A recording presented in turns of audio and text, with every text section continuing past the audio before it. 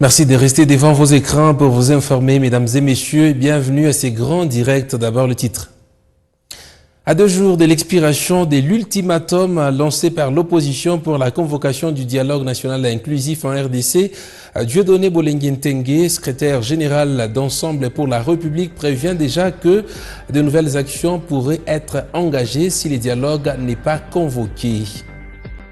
Dans la ville de Kananga, au Kasaï central, l'ONG Femmes Main dans la main pour le développement intégral FMMD dénonce à travers un communiqué publié ce jeudi une nouvelle vague de violences faites aux enfants. Vous allez suivre les détails dans ce 30 minutes d'actualité.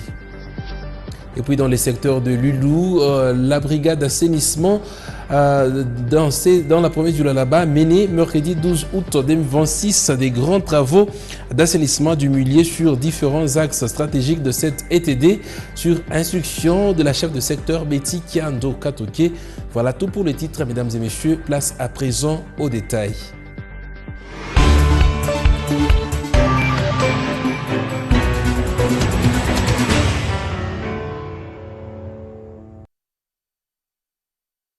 C'est parti pour cette grande édition du journal sur votre télévision. Le 15 août marque une échéance importante pour la plateforme de l'opposition qui entend faire les points sur les avancées en faveur de la convocation d'un dialogue national inclusif. Dieudonné Bolenguin-Tengue, secrétaire général d'Ensemble pour la République, prévient que de nouvelles actions pourraient être engagées si le dialogue n'est pas convoqué. Il rappelle que la coalition avait déjà suspendu ou reporté certaines initiatives, notamment une marche prévue à Kinshasa à la suite des appels au dialogue lancés par la CENCO et l'ECC. La C64 entend désormais maintenir la pression afin d'obtenir l'ouverture d'un dialogue national inclusif. Retrouvons Dieudonné Bolenguin-Tengue dans cet extrait choisi pour vous par Grace Miji. Je peux donner un exemple. Lorsqu'on a organisé les dialogues de la du centre interdiocésain ayant débouché sur les accords de la Saint-Sylvestre, parmi les principes de base qui avaient été retenus, qui avaient reçu l'adhésion des participants au dialogue, c'était le principe qu'on ne touchait pas à la Constitution. C'était déjà le point de départ. On se met d'accord d'abord sur le fait qu'on ne touche pas à la Constitution et après on peut discuter du reste. Ça c'était au centre interdiocésain. Rien n'interdit que dans le cadre du processus actuel, s'il y avait dialogue, eh bien qu'on établisse un certain nombre de principes directeurs qui vont, sur lesquels on va s'appuyer, conduire les travaux pour la suite des programmes. Donc, l'implication de l'exécutif du Kasaï central dans la lutte contre les érosions disséminées sur la ville de Kananga rapporte la moisson abondante.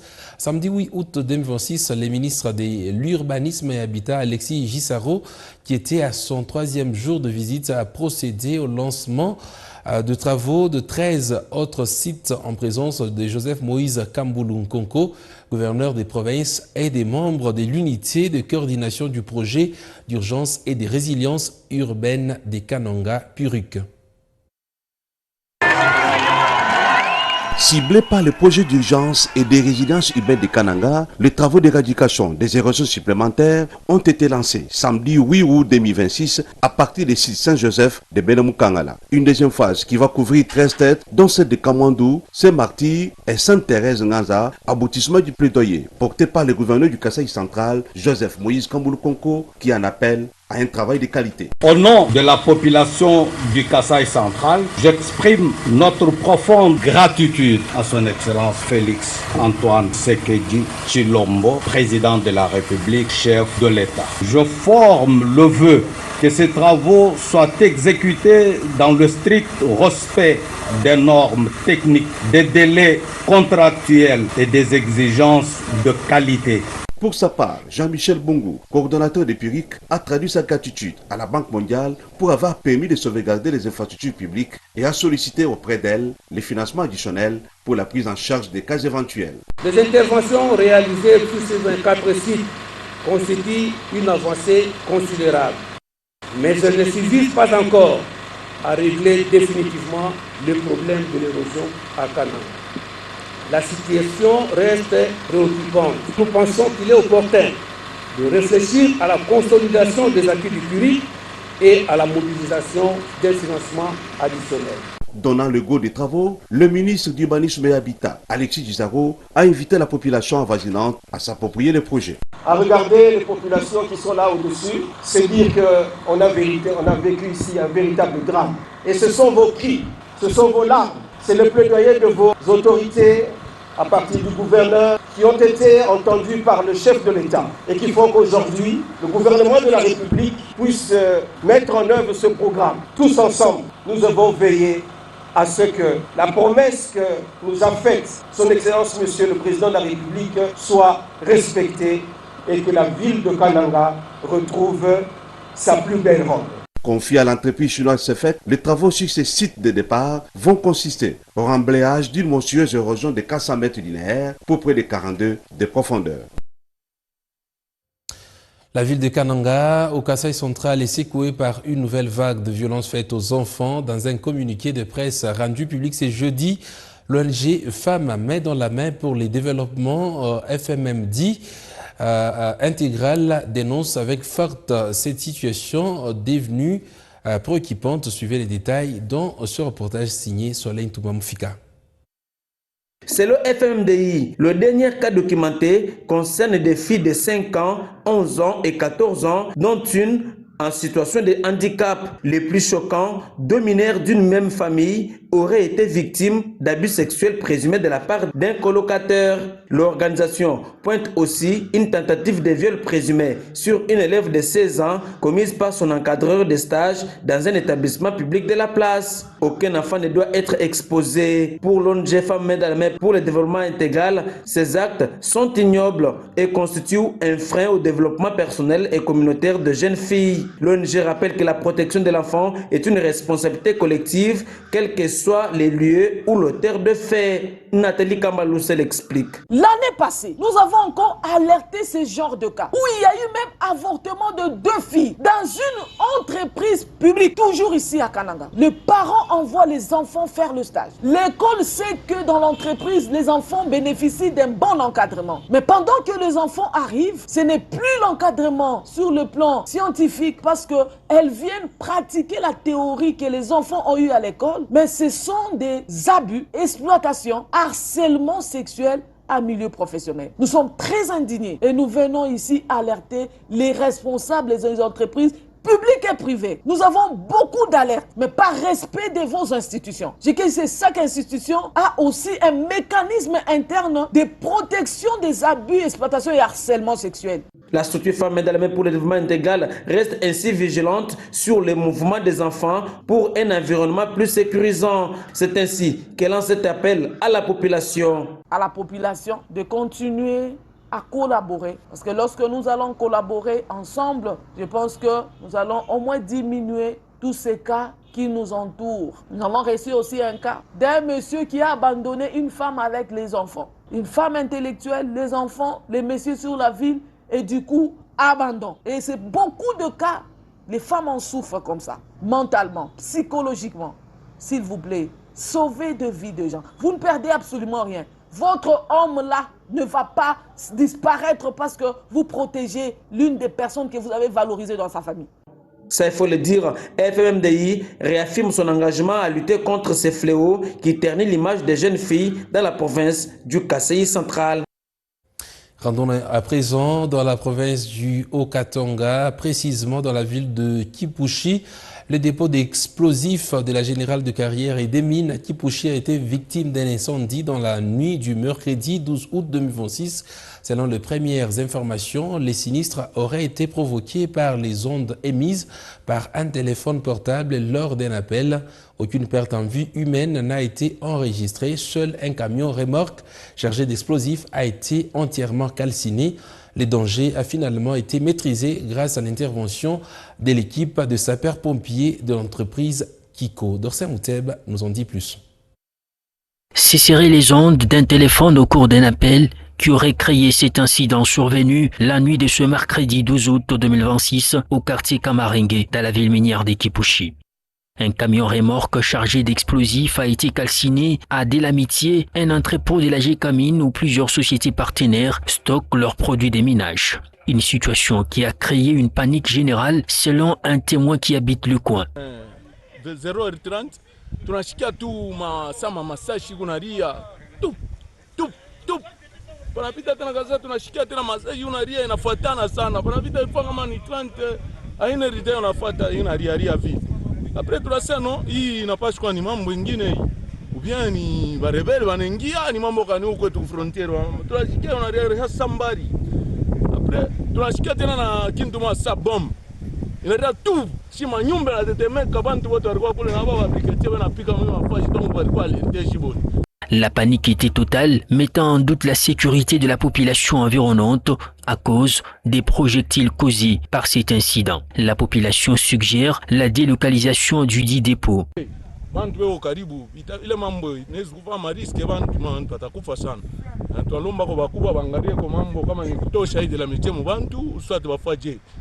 Njoo bantu basha kuchofa sana. Hors caméra, les responsables de la Gécamine trouvés sur les lieux pour le constat affirment qu'il est inconcevable que des habitations soient érigées juste à côté, raison pour laquelle l'entreprise avait isolé ses installations loin des habitations domestiques. Selon eux, les périmètres de sécurité est de 800 mètres minimum, mais à ces jours, certaines maisons ne sont qu'à une centaine de mètres. Vu cette situation alarmante, une certaine opinion pense que les autorités compétentes devraient prendre leurs responsabilités pour éviter les pires dans l'avenir. C'est grâce au service des sapeurs-pompiers de l'entreprise Kiko que le feu a été maîtrisé en attendant l'ouverture d'une enquête approfondie. Page noire dans ce journal décédé le mercredi 5 août. C'est ce jeudi 13 août que le corps de l'honorable députée honoraire Isabelle Tchakwiva Mounaye a été mis en terre au cimetière Rivière des Anges à Manga.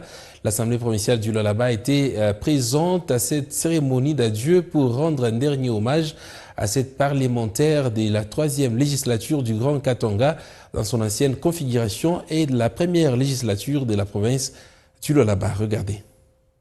C'est en présence des honorables membres du bureau de l'Assemblée provinciale du Lualaba, des honorables députés en fonction et honoraires, que cette cérémonie d'adieu a eu lieu ce jeudi 13 août au stade Manika, un dernier rendez-vous empreint de solennité pour dire au revoir à l'honorable Isabelle Tchakwiva Mounaye, députée honoraire de la circonscription électorale de Sandoa. Dans son prêche tiré du livre de Psaume de David, chapitre 52, dans son 5e verset, l'homme des dieux a invité l'assistance à prendre conscience de l'existence de la vie humaine sur terre qui est éphémère.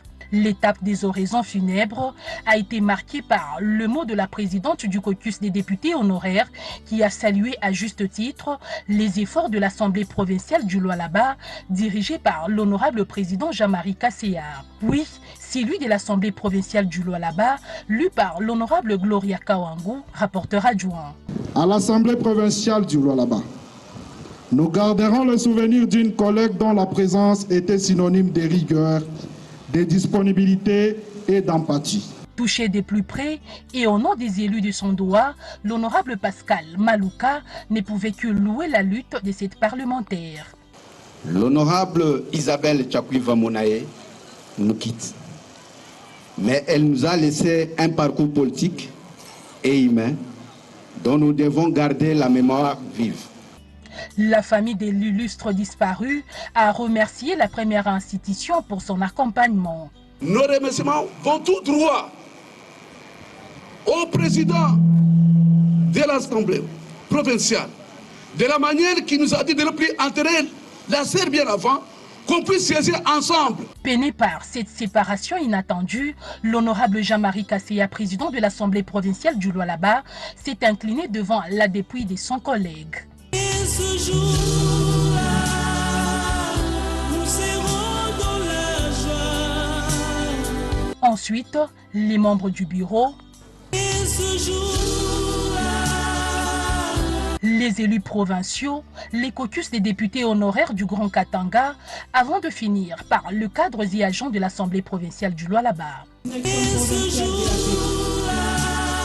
Parcours loué, lutte saluée, souvenirs remémorés, douleurs exprimées, les cortèges s'est finalement dirigé au cimetière Cité des Anges Manga. Ici, la dépouille a été conduite à la salle de funérarium pour une brève cérémonie avant d'être conduit à la vallée Béatitude où le corps de la regrettée reposera à tout jamais. La brigade d'assainissement du secteur de Lulu a mené ce mercredi 12 août 2026 des grands travaux d'assainissement du Mulier sur différents axes stratégiques de cette ETD sur instruction de Betty Kiando Katoke entre évacuation d'immondices, curage de caniveaux et enlèvement des tas de sable le long de la séparateur sur la RN39. L'équipe conduite par Christian Chibwenou n'a rien laissé sur son passage. De Lupundu en passant par la RN39 et Salama jusqu'à Kazembegar, la propriété a été assurée. Un environnement propre est le reflet d'une communauté responsable, dixit Betty Kiando Katoke. C'est dans cette optique que la brigade d'assainissement du secteur des Lulu a pris d'assaut différents coins stratégiques pour de grands travaux d'assainissement. De Lupundu en passant par la RN39 et Salama jusqu'à Kazembegar, l'équipe de Christian Chibwenou a exécuté un travail remarquable qui répond à l'appel de la gouverneure Fifi Masuka Saini. Entre évacuation d'immondices, curage de caniveaux et enlèvement de sable les longs de séparateurs, la brigade d'assainissement était à l'œuvre.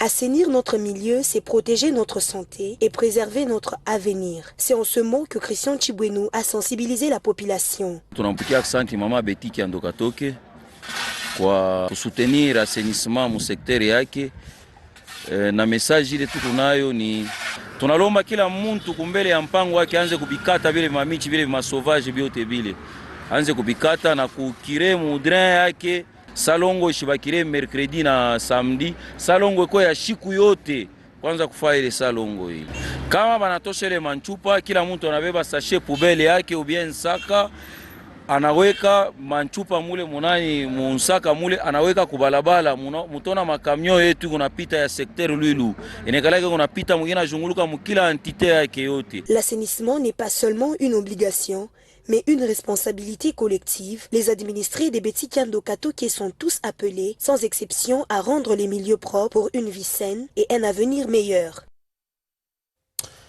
À l'occasion de la journée internationale de la jeunesse célébrée chaque 12 août à Kinshasa, capitale de la République démocratique du Congo, il a été organisé une marche couplée d'un meeting. Au cours de cette activité, la ministre nationale de la jeunesse a justifié sa campagne dénommée « Oui, je le veux » pour Ken Pungwe, leader des jeunes. La ministre devrait plutôt consulter les jeunes et laisser exprimer leurs desiderata. Oscar Kalambay et John Wema nous en parlent. Une campagne lancée par la ministre de la Jeunesse, Grace Coutinho, dans le but d'adresser un message au chef de l'État à l'occasion de la Journée internationale de la jeunesse, suscite des réactions. Le oui de la jeunesse, c'est pour la refondation de l'État. Le oui de la jeunesse, c'est pour une constitution qui lui ressemble. Nous sommes 50% de la population congolaise. Après avoir suivi minutieusement cette initiative, Ken Pungwe, leader des jeunes, a manifesté sa désapprobation face à cette démarche. J'étais très déçu, pour vous dire vrai.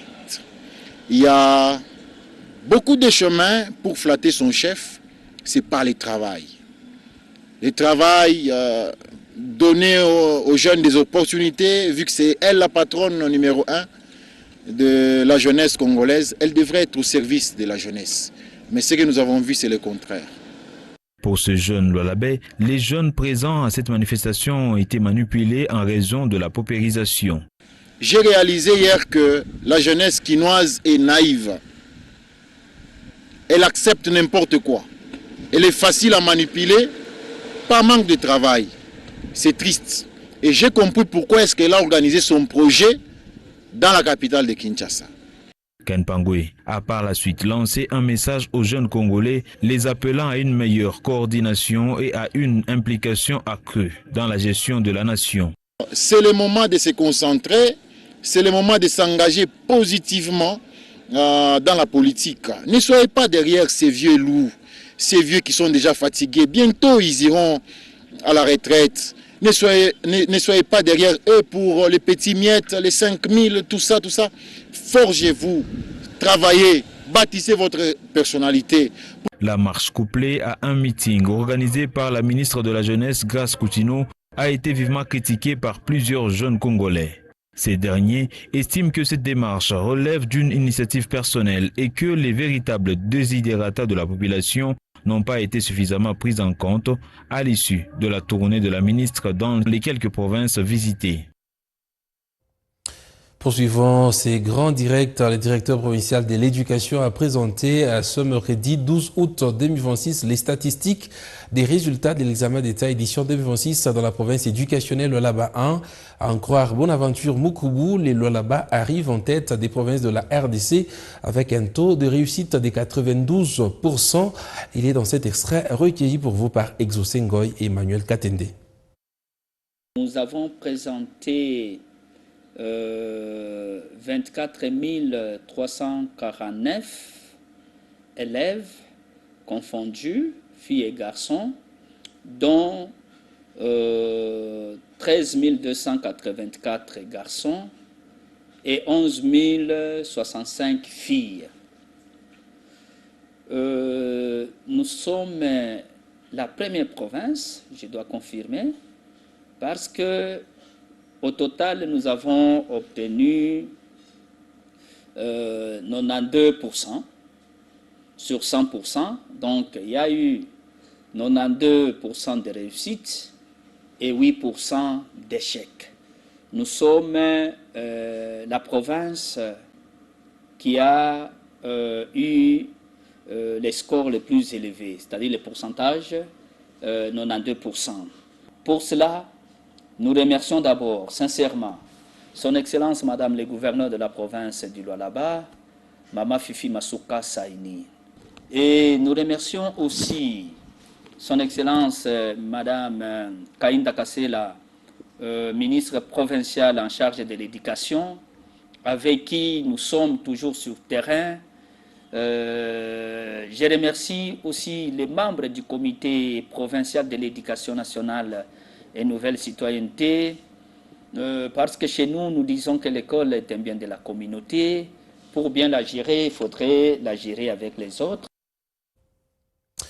En religion, dans les préparatifs de leur ordination, les 7 futurs diacres du diocèse de Kolwezi ont franchi une étape importante de leur cheminement spirituel. Réunis en retraite au centre d'accueil Immaculata, ils ont solennellement professé leur foi devant Monseigneur Richard Kazadi et leurs encadreurs avant de recevoir les encouragements de l'évêque à rester des témoins fidèles du Christ. À quelques jours de leur ordination, les 7 futurs diacres du diocèse de Kolwezi ont passé une étape importante de leur préparation spirituelle. En retraite au centre d'accueil Immaculata, ils ont professé leur foi devant Monseigneur Richard Kazadi Komba, évêque de Kolwezi, ainsi que leur encadreur. Main posée sur la Bible et l'autre sur le cœur, chacun a solennellement professé sa foi en Dieu et en l'Église catholique, conformément à cette tradition de l'Église qui précède l'accès aux ordres sacrés. Michael Moutenfou Kazadi. Avec une foi ferme, je crois et professe toutes et chacune des vérités contenues dans le symbole de la foi. Je crois aussi toutes les vérités qui sont contenues dans la parole de Dieu ou transmises par la tradition et proposées par l'Église pour être crues comme divinement révélées, soit en vertu d'une décision solennelle, soit par le magistère ordinaire et universel.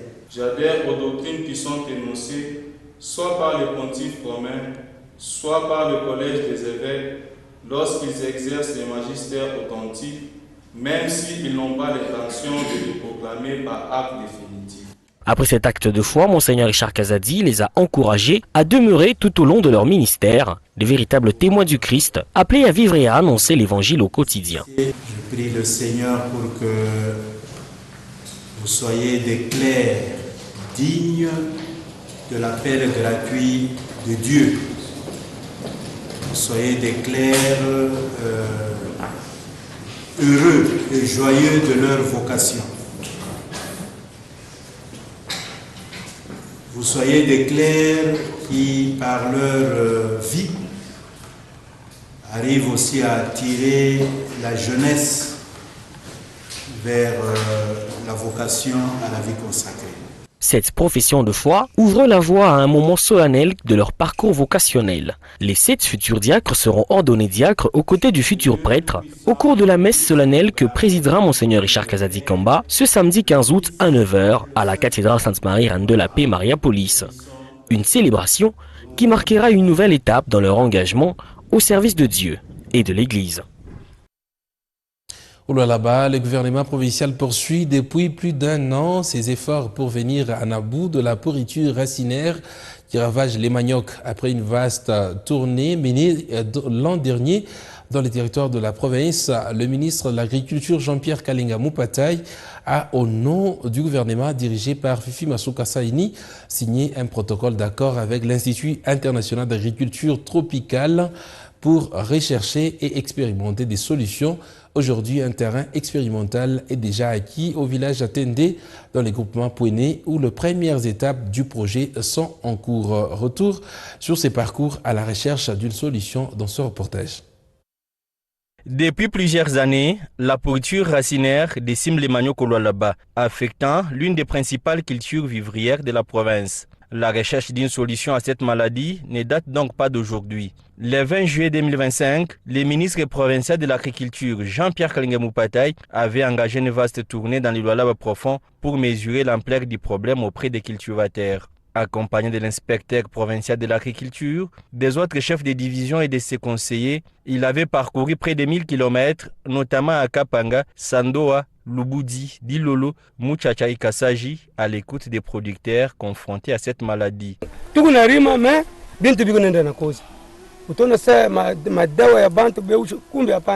le terrain, les constats étaient préoccupants. Des récoltes affectées et des agriculteurs en quête de solutions. Au nom du gouvernement provincial, dirigé par la gouverneure Marie-Thérèse Fifi Masuka Saini, Jean-Pierre Kalenga Mupatay avait alors pris des engagements devant les cultivateurs. Maman gouverneur Tutuma, tu palpes, tu onnais réalité sur le terrain et tu essayes kuangalia nini inaweza kufanika juu ya kusaidia banduku wale walikosa kujitoa mwi kazi. Parce ni kazi unafanya pendant 2 ans. Et après 2 ans, on a remarqué que l'IOT est en chini. Donc il ne faut pas que le gouvernement weke pour mkono na gouvernement ataweka pour mkono. Donc tuchunge mashuku iko nakuya kumbe loko tumejulisha.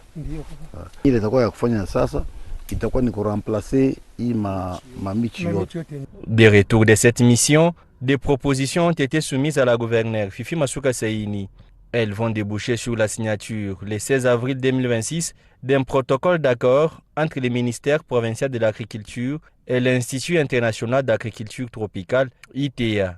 Cet accord prévoit notamment la mise en place d'un programme de recherche et de multiplication des variétés améliorées des maniocs afin de lutter contre la pourriture racinaire et de renforcer durablement la production. Une équipe mixte d'experts est alors mise en place. La première mission consistait à identifier un site destiné à accueillir les infrastructures de recherche et à expérimenter de nouvelles boutures de manioc. Les choix étaient portés sur le village Tendé dans les groupements Pouéné à une quarantaine de kilomètres de Koluzi. Les projets bénéficient rapidement de l'accompagnement des autorités coutumières locales, notamment les chefs Mpouéné. Tunafurahi sana kwa hii delegation hii parce que na kuleta ni development ile mgroupement yetu ya Mpouéné précisément muteri ya nani ya Ntende ni kitu kizuri sana. Tunaangalia mavariete ya nani ya mabutila ya mioko ya zamani ilianza kunyama bilulu mais présentement kuna kwa variété ya sasa. Plusieurs descentes sur le terrain sont ensuite effectuées par l'équipe mise en place. Le 8 août 2026, le ministre Mupatay s'est rendu personnellement sur le terrain pour constater l'avancement des travaux. Et ce sera tout pour ce grand direct sur votre télévision. Mesdames et messieurs, merci à vous de nous avoir suivis de partout à travers la République démocratique du Congo. Restez avec nous.